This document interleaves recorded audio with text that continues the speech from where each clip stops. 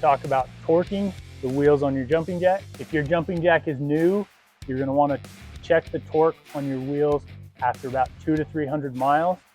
After that, about once a year is a good frequency. You're going to need a few things. A standard torque wrench. This can be found at any hardware store or home improvement store.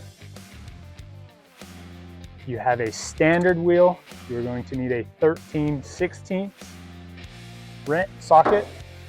If you have a blackout, you'll need a 19mm socket. On our standard wheels, this is a 5 lug. You want to go in a star pattern. Doesn't matter where you start. Start here, and then we're going to draw a star on the lug nut.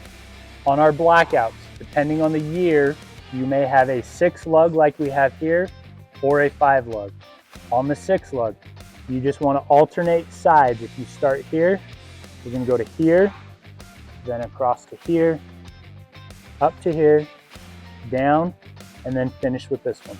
You're going to want to set your torque wrench to 110 foot-pounds, and that's on the standards as well as the blackout. They're the same. We're going to start here, and you're going to tighten until you hear your torque wrench click or beep, depending on whether you bought an analog or a digital. Then we're going to move and repeat that process until you hear the torque wrench click.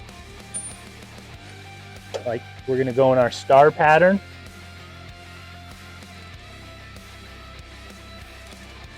This may take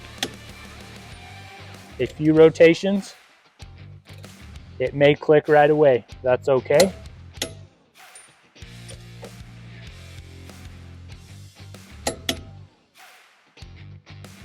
And then you want to just go back through each one after you've done your star rotation.